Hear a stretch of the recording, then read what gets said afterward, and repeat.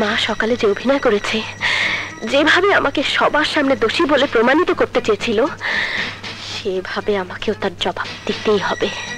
আব্দুল,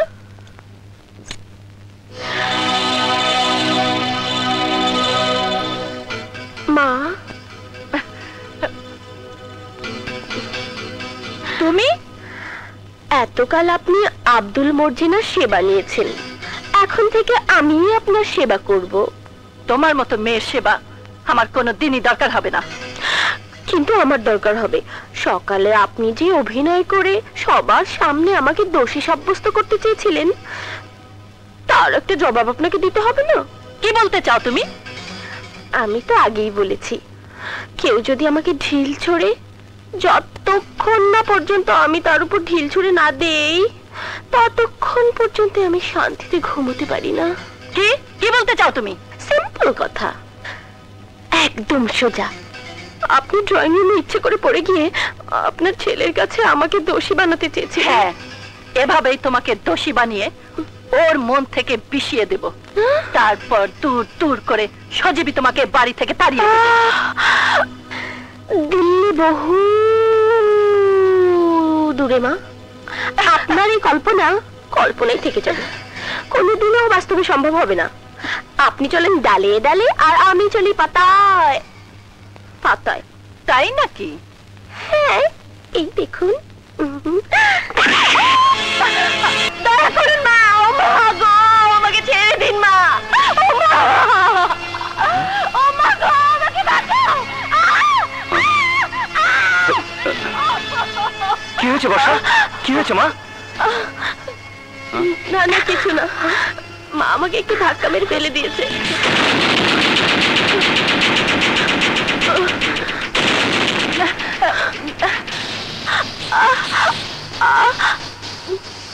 মা, তুমি ভাবিকে এভাবে? না, এ সব মিথ্যে কথা। হ্যাঁ, সব মিথ্যে কথা। কেন শুধু শুধু মাকে দোষারোপ করছো? ওনার ইচ্ছে হয়েছে আমাকে মেরেছে, আমি কিছু মনে করিনি বাবা। ওগো ওগো, চলো।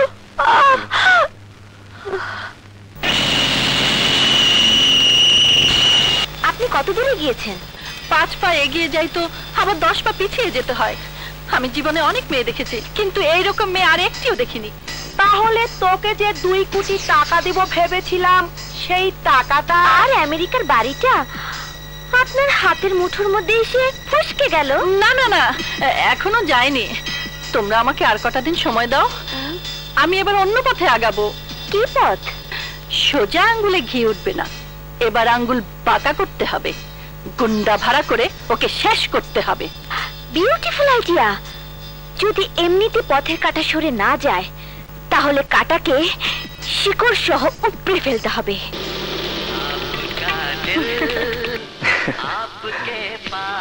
কোথায় নিয়ে যাচ্ছ? ঘরে 4 দেয়ালের মধ্যে বন্দি থেকে তোমার দমটা বন্ধ হয়ে আসছিল, তাই তোমাকে নিয়ে বেড়াতে যাচ্ছি। আমার দম বন্ধ হয়ে যাচ্ছিল, তুমি জানলে কি করে? অনেক কিছু না জানলেও বুঝে নিতে হয়। বিয়ের পর এই প্রথম তোমাকে নিয়ে বেড়াতে যাচ্ছি। কিন্তু বাড়িতে অনেক কাজ রয়ে গেছে। কাজ কাজ আর কাজ। দেখ, বিয়ের পরে তুমি বউ না হয়ে কাজের মেয়ে হয়ে গেছো। বউদেরই তো কাজ করতে হয়, নইলে স্বামীরা তো পাওয়া যায় না। কাজ না করলেও আমি তোমাকে সারা জীবন ভালোবাসায় ভরে রাখবো। সোজা আসতে। ও মাই গড! এই কারা তোমরা? এভাবে কেউ গাড়ি চালায়?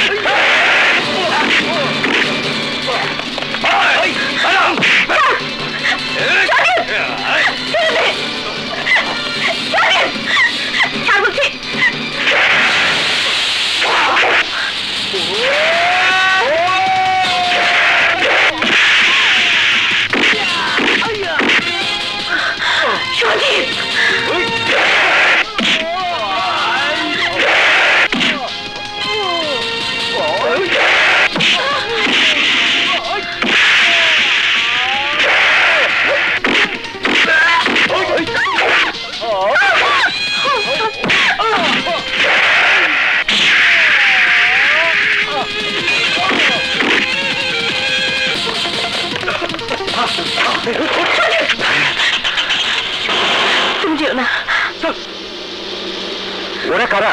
কেন কেন তোমাকে মারতে চেয়েছিল? আমি জানি না, তবে আমি বুঝতে পারছি তোমার পথ থেকে আমাকে সরিয়ে দেওয়ার চেষ্টা করছে কেউ। কে? যে গুন্ডা আমি ভাড়া করেছি, তারা হয়তো এতক্ষণ বর্ষাকে মেরে তাদের কাজ শেষ করে ফেলেছে।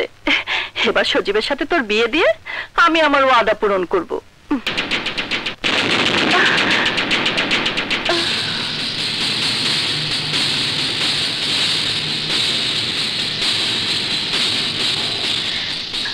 তুমি? হ্যাঁ মা, আমি আপনার বৌমা। আমাকে দেখে আপনি চমকে উঠলেন কেন? না না, চমকে উঠবো কেন? জানেন মা, আজ কতগুলো সন্ত্রাসী আমাকে তুলে নিয়ে যেতে চেয়েছিল, কিন্তু আপনার ছেলে ওদেরকে কুকুরের মতো পিটিয়ে তাড়িয়ে দিয়েছে। এই যাও, তুমি একটু বিশ্রাম নাও। মায়ের কি লাগে না লাগে আমি একটু দেখে আসছি, তুমি যাও।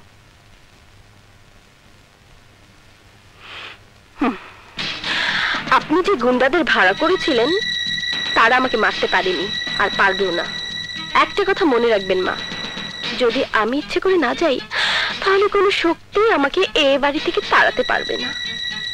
আর হ্যাঁ, আপনার ছেলেকে আমি জানতেই দিইনি যে কাজটা আপনার, কারণ এটা মা ছেলের যুদ্ধ নয়, এটা বউ শাশুড়ির যুদ্ধ।